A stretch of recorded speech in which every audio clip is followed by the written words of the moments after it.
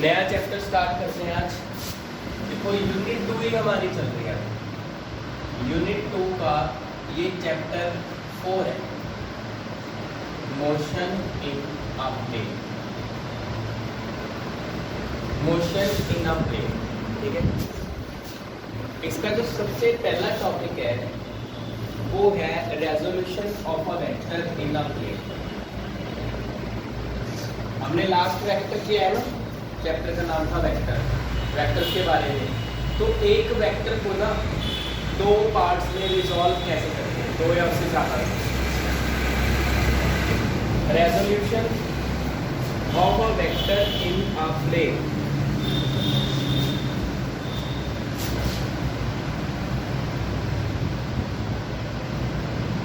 ये है topic.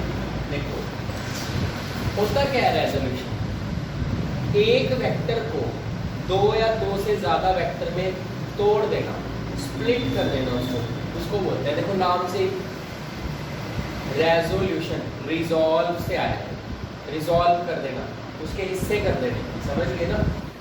Resolution क्या है?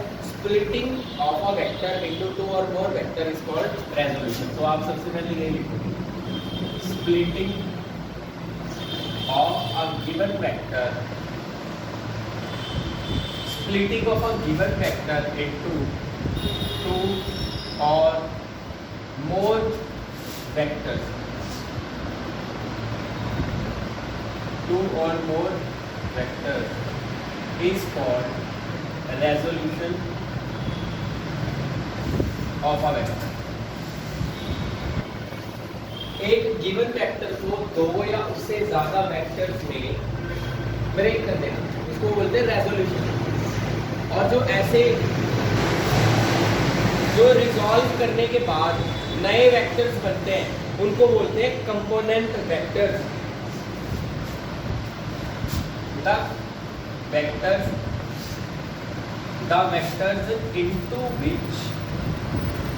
into which a given vector splitted are called the vector into which a given vector splitted up। जो split हुआ है ना, जो नए बने हैं स्प्लिट होने के बाद, उनको बोलते हैं कंपोनेंट वेक्टर्स। कंपोनेंट वेक्टर्स, क्योंकि आपने गिवन वेक्टर को ब्रेक कर दिया, उसके कंपोनेंट में ही ब्रेक करोगे ना, उसको कंपोनेंट वेक्टर बोलते हैं कि उसके हिस्से हैं, कंपोनेंट उसके हिस्से हैं। एक गिवन वेक्टर था, उसको दो या दो से ज्यादा हिस्सों में डिवाइड कर दिया, जो नए बनेंगे छोटे वेक्टर को बोलेंगे कंपोनेंट वेक्टर। मेन पार्ट को थोड़ी यार, जिसमें जो बना है उसको तोड़ के, जो बना है तोड़ने के बाद ना, दो या दो से ज्यादा जो बने हैं उनको बोलेंगे component vector.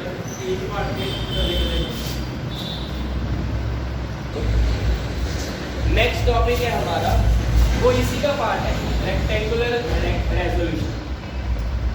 Rectangular resolution of vectors.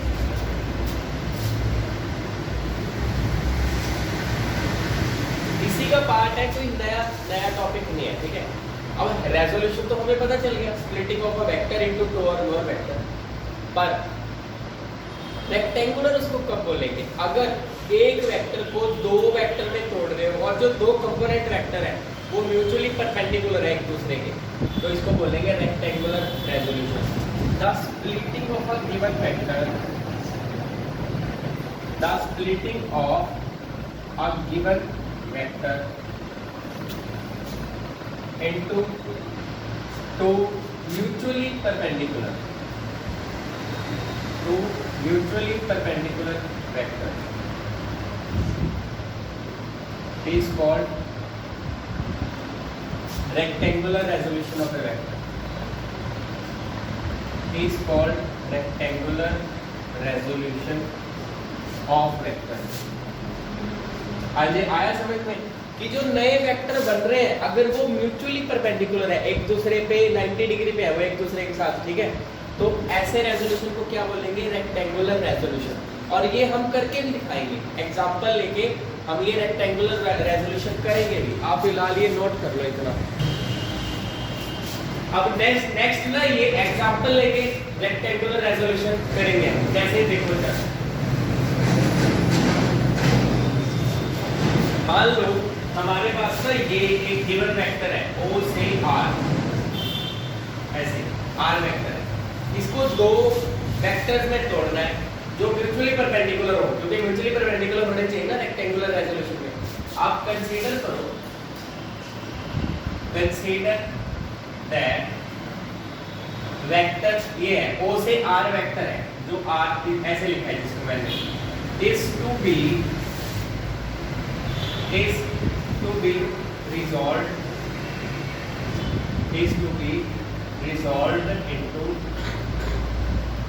into two mutually perpendicular vectors, two mutually perpendicular vectors along x axis and y axis, ऐसे ही है रिस्पेक्टिव। मान लो हम इसको ब्रेक करना चाहते हैं दो वेक्टर के अलोंग, सॉरी दो डायरेक्शन के along x axis y axis, ताकि म्यूचुअली परपेंडिकुलर हो जाए। हमें r को रिजॉल्व करना है ना एक्स एक्सिस के अलोंग। मान लो ये है हमारे पास एक्स एक्सिस, ये हमारे पास है वाई एक्सिस। हम क्या करते हैं, पॉइंट r से परपेंडिकुलर लिया एक्स एक्सिस के ऊपर, यहाँ पे आ गया मान लो कि, फिर पॉइंट R से भी परपेंडिकुलर लिया y एक्सिस के ऊपर, वो यहाँ पे आ गया B, ठीक है। तो सबसे पहले ड्रॉ किया RA perpendicular x axis and R से B परपेंडिकुलर ड्रॉ किया वो y एक्सिस, ठीक है, ड्रॉ कर दिया। अब इसमें लगेगा पैरेललोग्राम लॉ। अगर मैं देखो, आप सिर्फ इतना मान लो कि O से A की तरफ x है और O से B ये हमारे पास है y, ये लाइन कर लो, तो फिर मैग्नीट्यूड इसका कुछ ना कुछ तो होगा ना, x एक्सिस पे A तक कुछ ना कुछ तो होगा। x एक्सिस पे नंबर नहीं लगाते हैं 1 2 3, कुछ भी आ सकता है। तो हम लेट करेंगे कि O से A की तरफ कुछ x आ रहा है, O से B की तरफ कुछ y आ रहा है। अब तो क्या मैं ऐसे लिख सकता हूँ O से A वेक्टर, अगर मैं ये वेक्टर लिखना चाहूँ, एक वेक्टर क्या होता है जिसका मैग्नीट्यूड भी हो और डायरेक्शन भी हो। मैग्नीट्यूड इसका कितना है O से A का x, पर इसकी डायरेक्शन कितनी है, जितनी x एक्सिस की है। x एक्सिस की डायरेक्शन क्या लेते हैं I। तो अगर मैं ऐसे O से B वेक्टर लिखना चाहूँ, वेक्टर के बारे में, वेक्टर क्या होता है जिसका मैग्नीट्यूड भी है डायरेक्शन भी, इसकी डायरेक्शन इस तरफ है y एक्सिस की तरफ, y की डायरेक्शन कौन देता है, आप समझ गए। तो ये पैरेललोग्राम बन रहा है कब, ठीक है। तो according to parallelogram law, parallelogram law क्या कहता है, अब मैंने इसको देखो, ये वेक्टर इस तरफ है, एक ये ऊपर की तरफ है, ऐसे दो वेक्टर हो गए ना। अगर मैं इसमें पैरेललोग्राम लॉ लगाऊं तो ये दो वेक्टर दो एडजेसेंट साइड को रिप्रेजेंट कर रहे हैं, रिजल्टेंट क्या होगा डायगोनल। तो ये देखो, अगर मैं लिखूं O से A प्लस O से B किसके इक्वल है, O से R, और O से A मेरे पास कितना है, ये ऊपर लिखा है देखो O से A, और O से B ये लिखा है पाई, और ये O से R क्या था, गिवन वेक्टर था हमारे पास जिसको रिजॉल्व करना था। तो ना ये गिवन वेक्टर को मैंने रिजॉल्व कर दिया दो कंपोनेंट में, पहला कंपोनेंट x एक्सिस के और दूसरा y एक्सिस के। अब x एक्सिस और y एक्सिस आपस में क्या है, परपेंडिकुलर है, तो ये रेक्टेंगुलर रेजोल्यूशन है। आप समझ गए, इसको बोलेंगे हम रेक्टेंगुलर रेजोल्यूशन ऑफ वेक्टर्स, ठीक है। पर अभी ये नोट करो, आपको थोड़ा और भी कर पाऊंगा मैं इसके बाद। हाँ जी, इसके बाद देखो, ये देखो x और y हमने अपनी तरफ से लिया ना कि कुछ x होगा कुछ y होगा। हमें तो गिवन वेक्टर एक ही था r, हमें तो ये पता है गिवन वेक्टर है ना, पर ये x और y हम ये भी निकाल सकते हैं। कैसे, देखो मान लो जो r वेक्टर है वो ऐसे एंगल कितना बना, लेफ्ट कर लो, left r vector makes an angle theta with OA vector. या एक्स एक्सिस भी लिख सकते हैं। विद एक्स एक्सिस लिख लो आप कि मान लो ये एक्स एक्सिस के साथ एंगल थीटा बना रहा है। करें आगे। अब इस ट्राइंगल में देखो आप, in triangle O A R,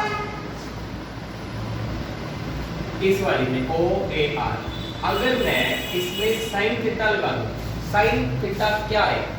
perpendicular by hypotenuse. Perpendicular कितना है? A R. हाइपोटेन्यूज कितना है? O R. हम साइन थीटा पता कर रहे हैं। ए आर की वैल्यू कितनी है? ये मैग्नीट्यूड की बात कर रहा हूं, मैं डायरेक्शन नहीं ले रहा। ए ओ से आर, नहीं सॉरी, ए आर, इसकी वैल्यू कितनी है? ऑब्वियसली अगर ये वाली तो इसके सामने वाली साइड भी क्या है भाई, समझ गए ना? ओ आर, ये आर है, तो इसको आपने क्रॉस मल्टीप्लाई कर दिया, y कितना आ गया? r sin theta. और सिमिलरली अगर मैं cos थीटा लिखूं इस ट्रायंगल में, इसी ट्रायंगल की बात कर रहे हैं, sin थीटा तो हो गया, cos होता है base OA upon hypotenuse OR। OA ये कितना है? x, OR कितना है? r। क्रॉस मल्टीप्लाई कर दिया, x कितना आ गया? r cos। अब आप समझ गए? देखो हमें r तो पता है ना, एक r पता होना चाहिए, एक पता होना चाहिए कि वो x एक्सिस के साथ कितना एंगल बना रहा है, वो पता होगा हमें। क्यों? क्योंकि r वेक्टर है और जो वेक्टर है उसकी कोई ना कोई डायरेक्शन होती है।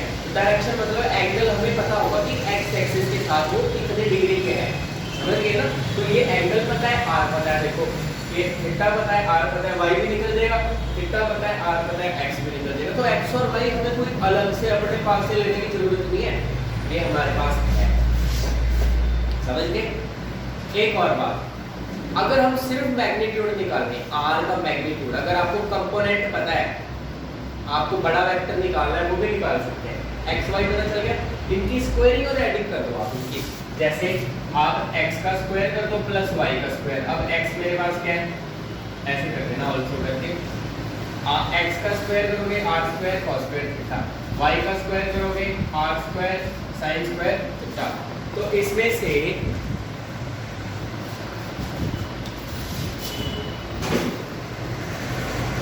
एक मिनट देखो, ये मैं आपको यहाँ पे करवा देता हूँ, इस साइड कर लो आप, ये नोट कर लिया ना सबने? यहाँ देखो, ऑल्सो अगर मैं x का भी स्क्वायर कर दूं प्लस y का भी, अब x की वैल्यू कितनी है? r cos थीटा, स्क्वायर करोगे तो ये प्लस y का भी स्क्वायर, y की वैल्यू कितनी है? r sin थीटा, स्क्वायर करके ये आ गया, r स्क्वायर कॉमन, अंदर क्या बचा? cos square theta plus sin square theta. अब cos square plus sin square होता क्या है? 1, ये तो 1 है। तो जो r का स्क्वायर है वो किसके इक्वल आ गया? x square y square. तो r हम कैसे लिख सकते हैं? √x square y square. तो एक ये भी रिलेशन आपके पास आ गया। एक तो देखो इक्वेशन नंबर 1, r को रिजॉल्व कैसे किया, इक्वेशन नंबर ये 2 और 3, ये x और y की वैल्यू कितनी आती है? ये इक्वेशन नंबर 4 आ गई कि अगर आपको कंपोनेंट वेक्टर पता है x और y, आप बड़े वेक्टर का मैग्नीट्यूड भी निकाल सकते हो, समझ गए? ये तो नोट कर रखा है ना, बस इसमें ना देखो आपका कंप्लीट तो हो गया ये। अब आपको मैं एक लास्ट में सम अप करके इसका बताता हूँ, लास्ट में इसका सम अप देख लो एक बार।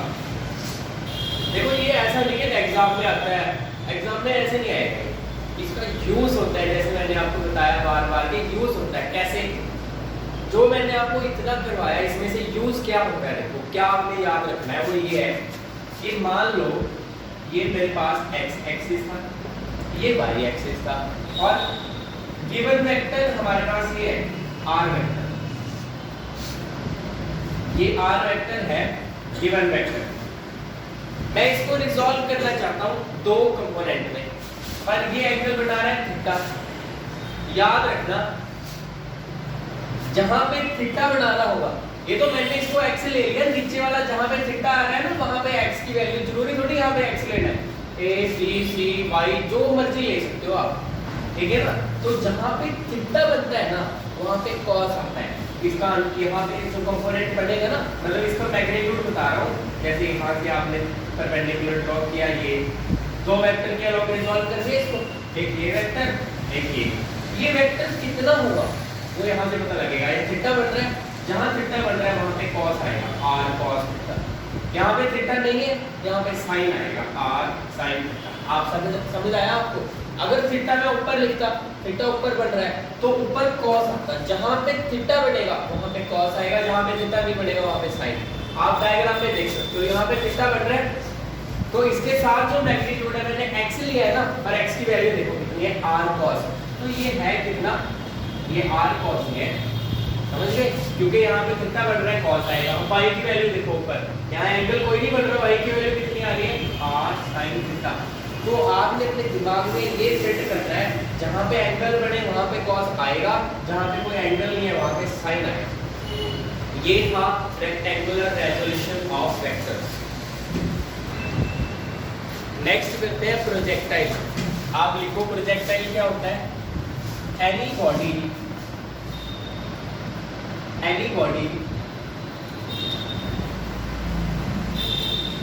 प्रोजेक्टेड इन एयर और स्पेस, एयर लिख दो आप, any body projected in air such that it moves under the effect of gravity alone, under the effect of gravity alone।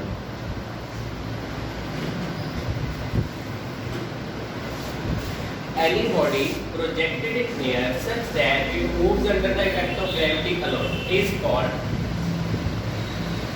a projectile। एक body, अगर आपने ऐसे फेंक दिया किसी बॉडी को, ऐसे फेंक दिया आपने, बॉडी ग्रेविटी के इफेक्ट में गई ना, उसको बोलेंगे प्रोजेक्टाइल। और जो उसने रास्ता फॉलो किया, जो पाथ फॉलो किया प्रोजेक्टाइल, उसको बोलेंगे उसकी trajectory.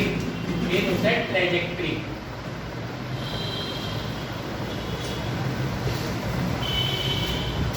path followed by a projectile, path followed by a projectile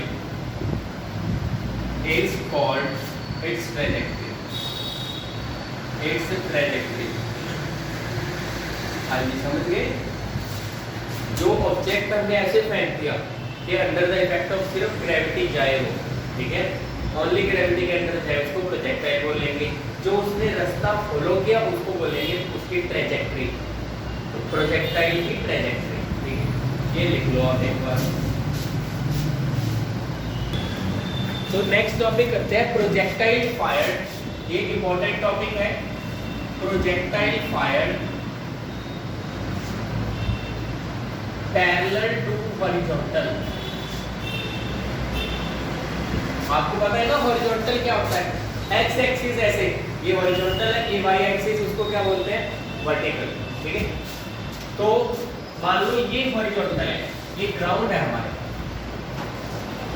ground है, हॉरिजॉन्टल ग्राउंड। इससे कुछ हाइट पे ग्राउंड से या अर्थ के ऊपर कुछ हाइट से, ये मान लो O है, ये A से आपने एक ऑब्जेक्ट फेंक दिया ऐसे पैरेलल, इसके पैरेलल फेंका आपने, parallel to horizontal with velocity u। आपने फेंका तो पैरेलल, क्या वो सीधा ही चलता रहेगा ऐसे, नीचे तो आना पड़ेगा ना उसको। तो थोड़ी देर तो ऐसे क्या मान लो, धीरे धीरे धीरे धीरे वो नीचे जरूर गिरेगा, ठीक है। मान लो अब ये थोड़ा कंसीडर करते हैं इसके बारे में, ठीक है। Consider a projectile, consider a projectile, consider a projectile that is fired from, consider a projectile that is fired from point A, point A जो है ना किसी हाइट पे, point A at a certain height from the ground, at a certain height from ground।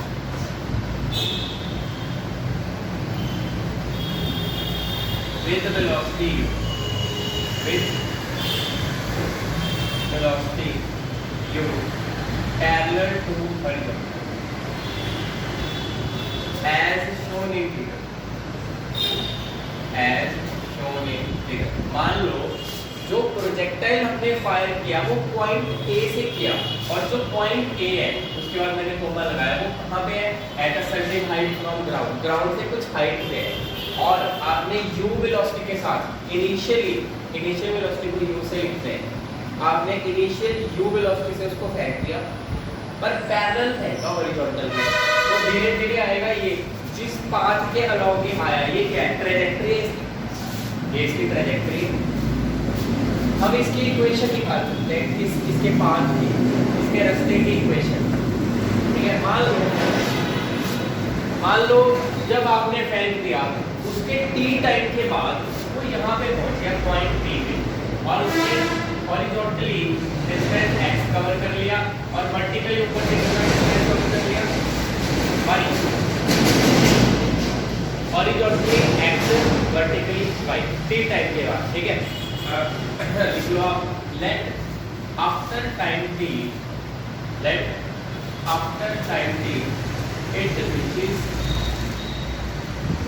it reaches at point P and covers the displacement of x and y along x जो है वो horizontal and vertical respectively।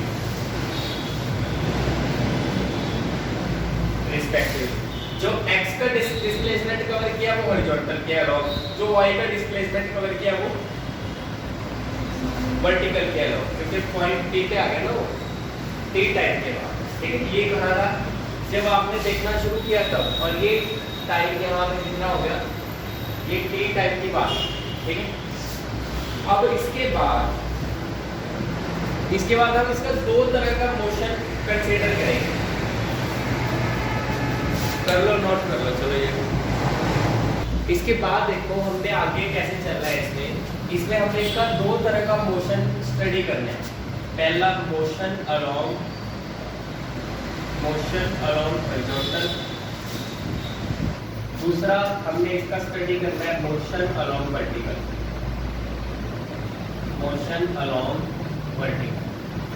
ठीक है। दो motion हमने study करनी है। अब पहला, दोनों में एक ही इक्वेशन लगेगी, s ut plus half at²।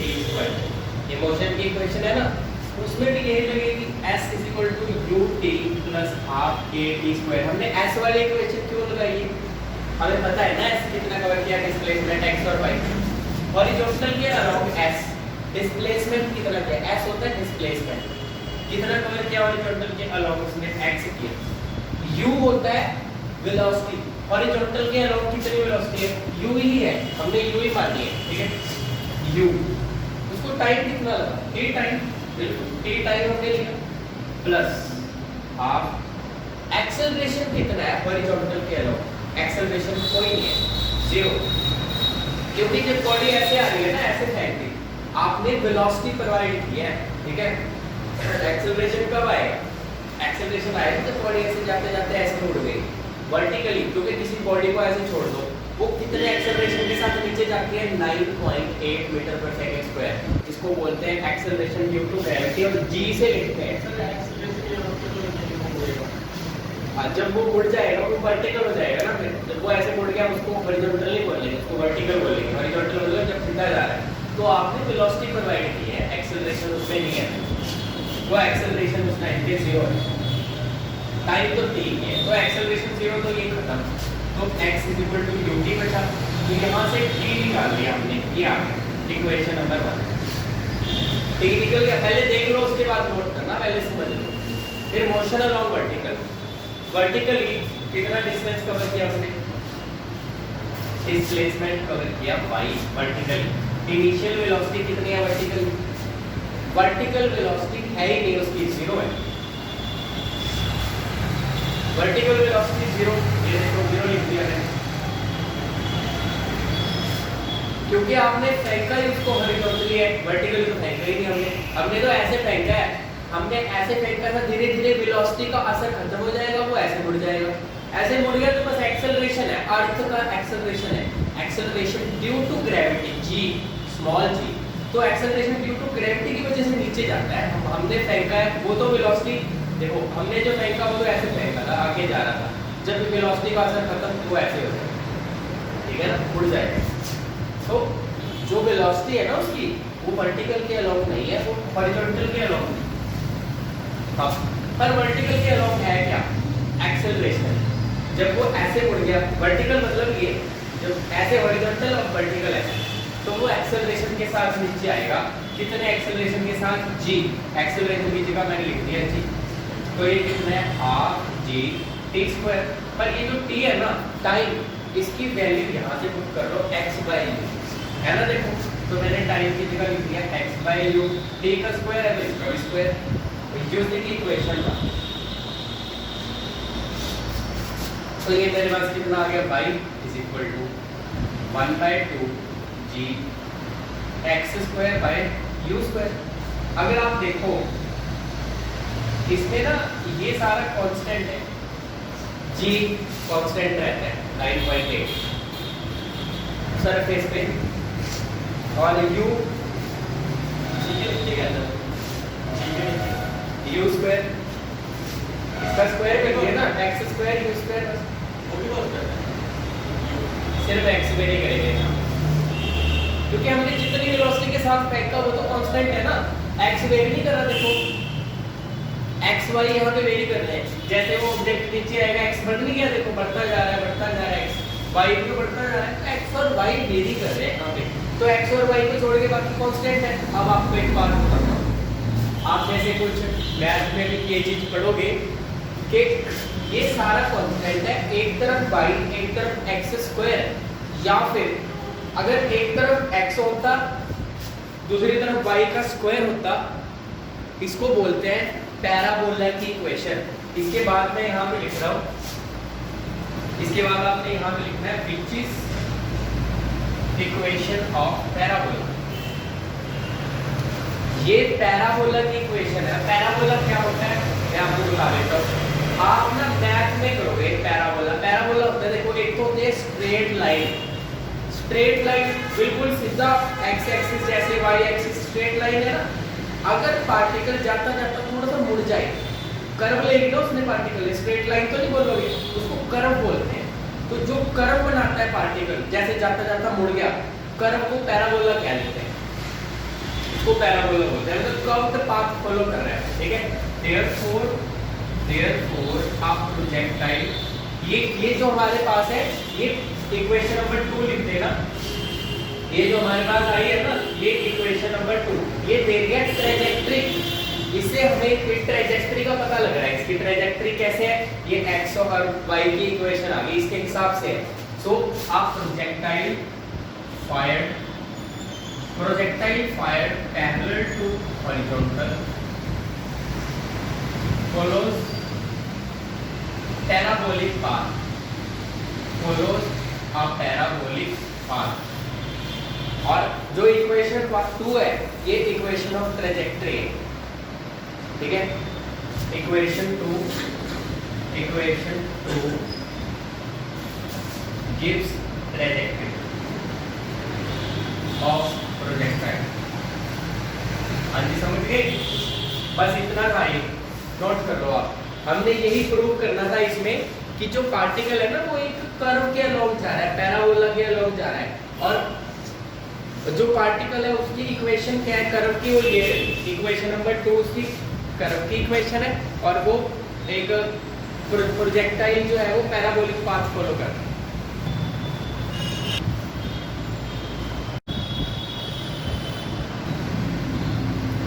देखो जो हमने अभी टॉपिक किया, जो लास्ट टॉपिक हमने किया, projectile fired parallel to horizontal, उसमें हम ऐसे करते हैं।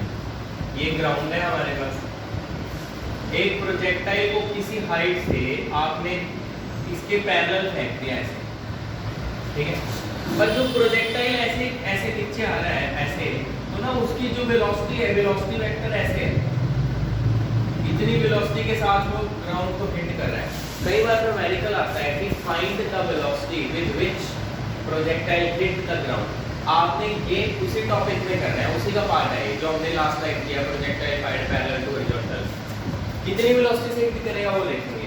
मान लो v वेलोसिटी से ऐसे हिट कर रहा है, अगर मैं इसको रिजॉल्व करूं दो कंपोनेंट में, एक कंपोनेंट ये बन जाएगा, क्योंकि रिजॉल्व करना तो आ गया ना, रेजोल्यूशन ऑफ वेक्टर तो बताई थी मैंने। एक ऐसे रिजॉल्व कर दिया आपने, ये y एक्सिस है, नीचे की तरफ भी y होता है ना, ऐसे ऊपर की तरफ भी y, इस तरफ vx। तो हमें ये निकालना है इसका कंपोनेंट vx और vy कितना होगा, ठीक है। वो कैसे निकालना, देखो अगर मैं ये लिखता हूँ मोशन अलोंग हॉरिजॉन्टल, किया था ना हमने, एक हमने किया था मोशन अलोंग वर्टिकल,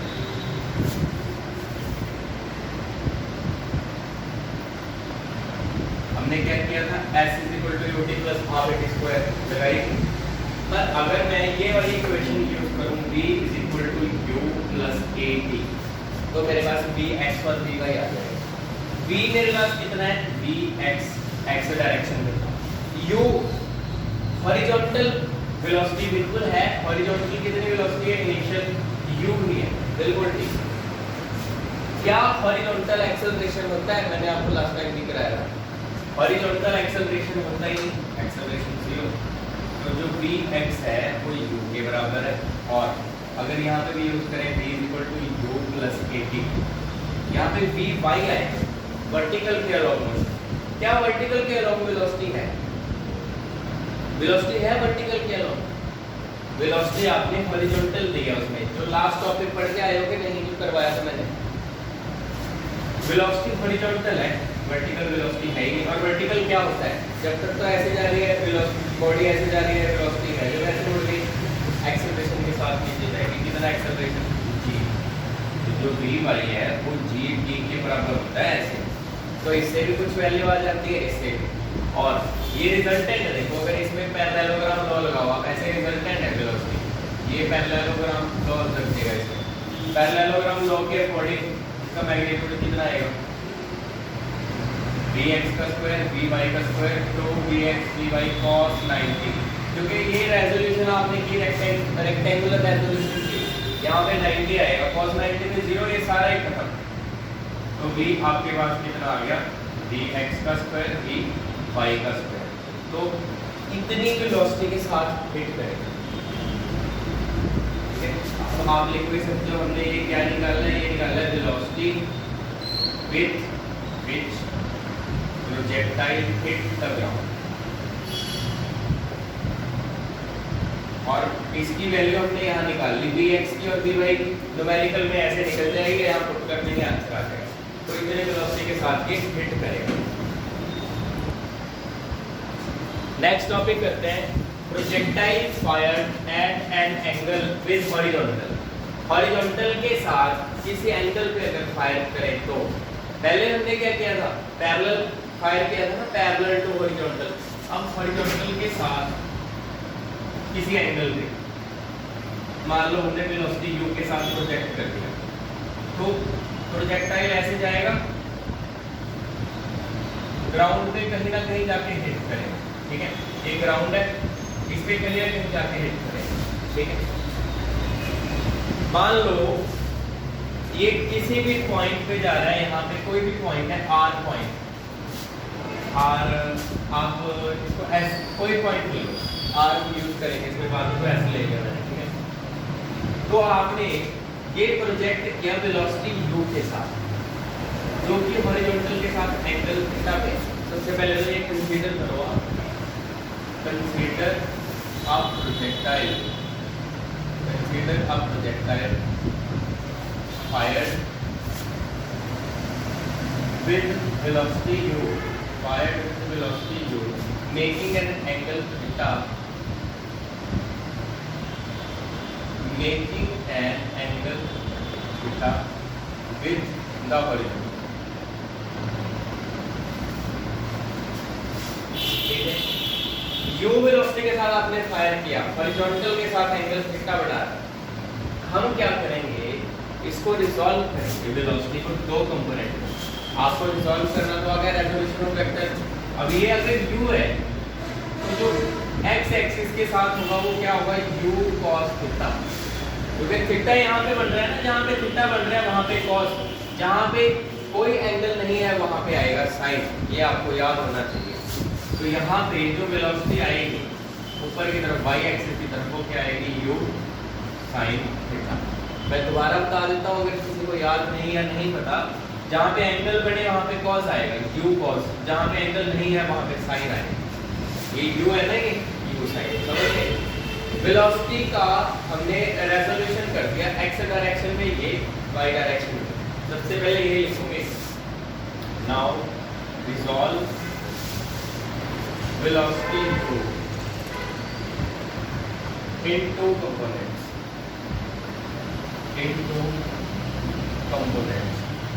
और ये जो दो कंपोनेंट है वो कौन कौन से हैं, एक तो x कंपोनेंट है u cos थीटा, एक y कंपोनेंट है u sin थीटा। ये दो कंपोनेंट में हमने रिजॉल्व कर दिया u को, ठीक है जी। आगे जैसे हमने लास्ट आर्टिकल में किया था कि मान लो t टाइम के बाद, जब जैसे आपने प्रोजेक्ट किया उसके t टाइम के बाद जो बॉडी है वो मान लो यहाँ पहुंची पॉइंट P पे, टाइम कितना हो गया यहाँ पे t टाइम के बाद P पे, और इसने कुछ डिस्टेंस ये वर्टिकली कवर किया, कुछ डिस्टेंस ये हॉरिजॉन्टली। मान लो हॉरिजॉन्टल डिस्टेंस x और ये वर्टिकल डिस्टेंस जो है वो कितना है y। लेट कर लो जैसे हमने लास्ट टाइम किया, ठीक है। Let after time t the body reaches at point P, the body reaches at point P and covers the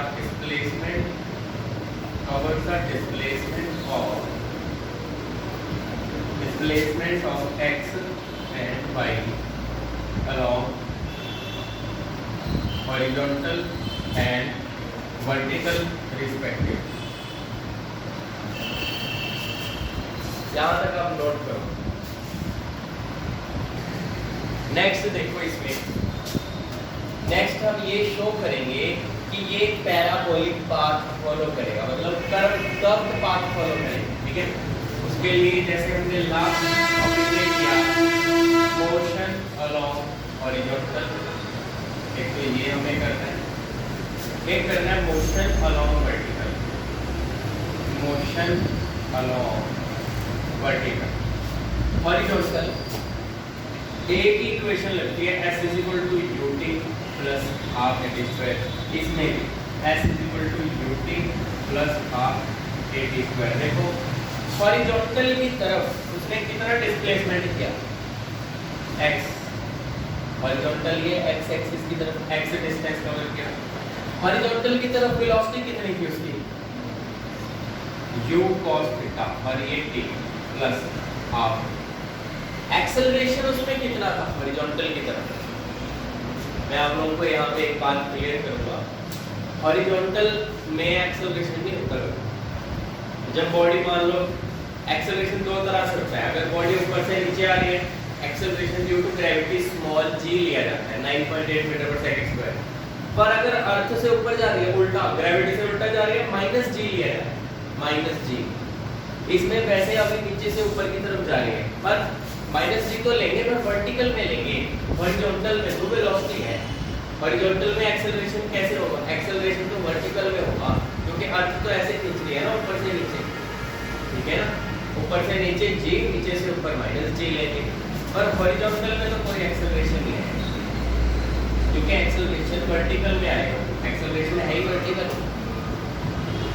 यहाँ पे ये 0 हो गया, तो मेरे पास बचा u cos theta into t। हम क्या करेंगे, यहाँ से t निकाल लेंगे, जैसे लास्ट टाइम भी यहाँ पे u into t बचा था जब पैरेलल टू हॉरिजॉन्टल फायर करते हैं, तो टाइम यहाँ से निकाल लिया, ये आ गया x by u cos theta, x by u cos theta, ये t की वैल्यू आ गई।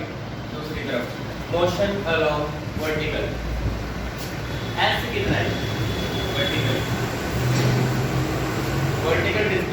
है y क्या, वर्टिकल वेलोसिटी कितनी है u sin थीटा, ये रहा, और ये t plus r। Vertical acceleration यहाँ पे हमारे पास कितना है, कोई बॉडी नीचे से ऊपर जा रही है, अभी जहाँ पे हमने लिया ना, अभी तो बॉडी नीचे से ऊपर ही जा रही है। जब बॉडी नीचे से ऊपर जाए तो एक्सेलरेशन माइनस g लिया है, t का स्क्वायर डन। अब ये वाली t की वैल्यू वहाँ यूज करेंगे, ये इक्वेशन नंबर 1 इसमें यूज करो इसको, y is equal to u sin theta, t की वैल्यू मैंने यहाँ लिख दी by u cos theta plus minus लिख सकते हो minus g by 2t, t का स्क्वायर इसका स्क्वायर कर दो, ये आ गया x square by u square cos square theta, देखो इसका स्क्वायर, ये u से u cancel, x sin y cos tan theta minus g by 2u square cos square theta और x का स्क्वायर। ये पता क्या आ गया, जैसे लास्ट टाइम था, above equation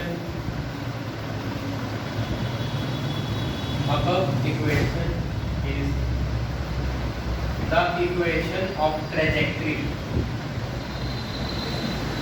of projectile. Above equation is the equation of trajectory of projectile.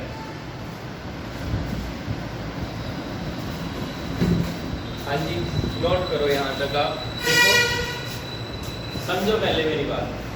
ये equation of trajectory तो ठीक है, मैंने आपको बताया था कि अगर मैथ्स में ऐसे होता है कि एक तरफ y और दूसरी तरफ x का स्क्वायर, या एक तरफ x और दूसरी तरफ y का स्क्वायर, बाकी कांस्टेंट है, ये कर्व की इक्वेशन होती है जिसको बोलते हैं पैराबोला। ये अब equation is equation of trajectory, ये तो इक्वेशन ऑफ ट्रेजेक्टरी आ गई, पर ये जो इक्वेशन 2 आई है ना, वो पैराबोला की इक्वेशन है, मतलब पैराबोलिक पाथ फॉलो कर रहा है, कर्व पाथ फॉलो कर रहा है, ये तो प्रूव हो गया, ठीक है। अब ये लिख लो जरूर इसको, equation 2 is the equation of parabola. Math में ये आएगा, ये पैराबोला की इक्वेशन है, therefore a projectile fired, therefore a projectile fired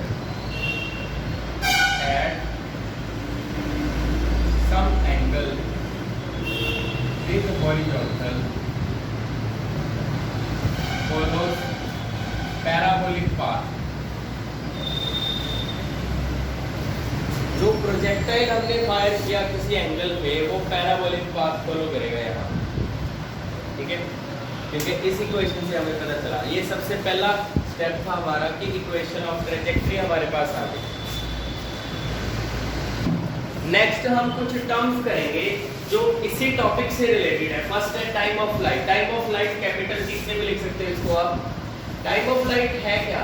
time of flight, जितनी देर के लिए प्रोजेक्टाइल हवा में रहा, आपने यहाँ से छोड़ दिया प्रोजेक्टाइल, यहाँ पे जाके ग्राउंड पे गिर गया, पर कितनी देर वो हवा में रहा, वो है time of flight.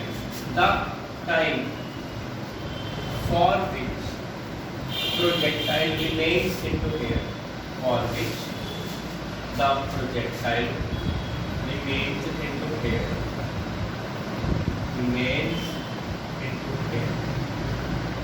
is called time of flight। ये है टाइम ऑफ फ्लाइट, जितने टाइम के लिए प्रोजेक्टाइल हवा में, ठीक है। पर हमने ये निकालना है टाइम ऑफ फ्लाइट, कैसे निकालें?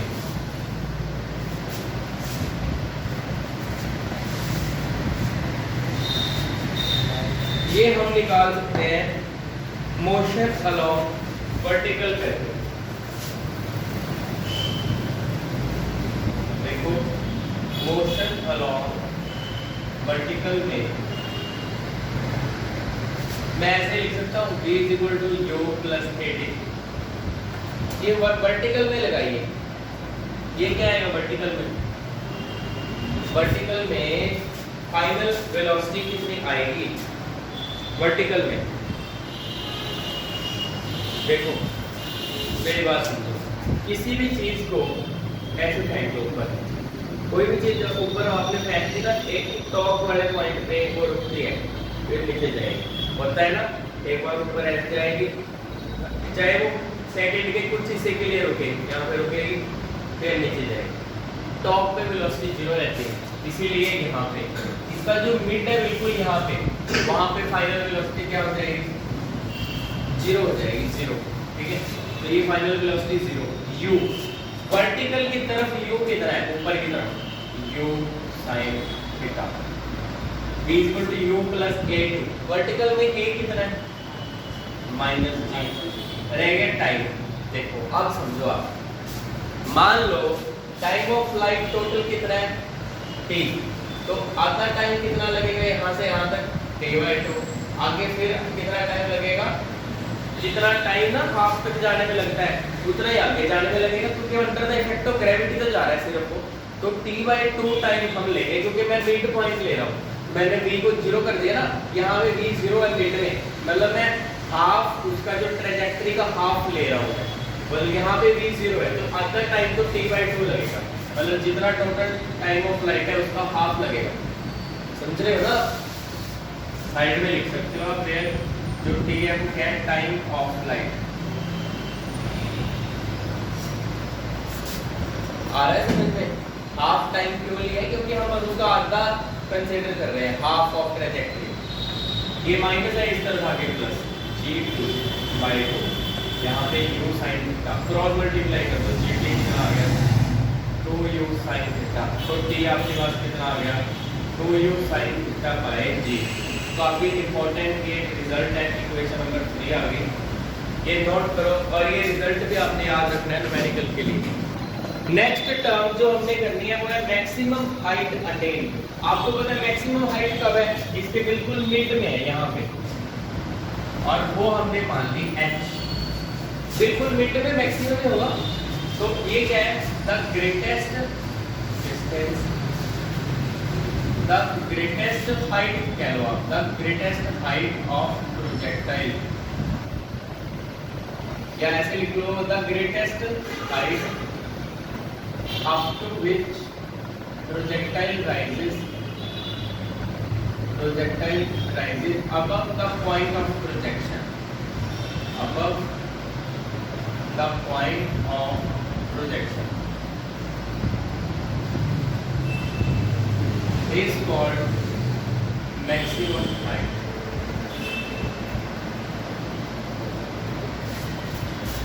कैसे निकाले, हमने लेट कर लिया मैक्सिमम हाइट h है। एक्चुअली जैसे हमने ये डिस्टेंस किया था, वर्टिकल डिस्टेंस y लिया, अभी वर्टिकल डिस्टेंस कितना है h, ये वर्टिकल डिस्टेंस ही तो है, h क्या है, वर्टिकल है। मोशन अलोंग वर्टिकल हम करेंगे, मोशन अलोंग वर्टिकल। कौन सी इक्वेशन लगाते हैं, जब हमने y और x का किया था, s ut plus half at square ये लगाया था। अब वर्टिकली s कितना है मेरे पास, वर्टिकली s जो है ना वो h है, अभी मैक्सिमम हाइट अटेन है, तो h भी क्या है, वर्टिकल डिस्प्लेसमेंट है, तो u कितना है vertical, u sin theta, t s क्या है, s डिस्प्लेसमेंट, कितने डिस्प्लेसमेंट की वर्टिकल h, और t कितना है टाइम, h है मिड में, h यहाँ तक है मिड में, तो मिड में जाने के लिए कितना टाइम लगा, नहीं t/2 लगा, ऊपर लिखा नहीं, मिड तक जाने के लिए t/2 ये लिखा हुआ है, देखो यहाँ तक जाने के लिए t/2 आगे t/2 पहले, समझ गए, प्लस हाफ। अभी बॉडी नीचे से ऊपर जा ही रही है, तो एक्सेलरेशन क्या लेंगे, क्योंकि अभी तो मिड तक गई है ना बॉडी, नीचे से ऊपर माइनस g, यहाँ टाइम का स्क्वायर, टाइम कितना आएगा t/2 का स्क्वायर। अब इसको थोड़ा सा सही करके लिखते हैं, u sin theta by 2 into t, ये वाला माइनस g/2, यहाँ पे स्क्वायर कर दिया, k का भी स्क्वायर, तो ऊपर स्क्वायर कितना आ गया 4। तो अब क्या करेंगे, हम t की वैल्यू पुट करेंगे। आप लोग बताओ t यहाँ पे क्या है, टाइम ऑफ फ्लाइट, अभी कितना है time of flight, 2u sin theta by g, यहाँ पे देखो 4 2 8, ये t का स्क्वायर है, मतलब 2u sin theta by j का स्क्वायर है, 2u sin theta by j का स्क्वायर। अब देख लो आप इसको, ये 2 से 2 कैंसिल, u into u, ये वाला 4 to the 8 कर, 2 से 2 cancel, u into u, u square, sin into sin, sin square g minus इसका स्क्वायर करो, 2 to the 4 u square sin square theta by g square.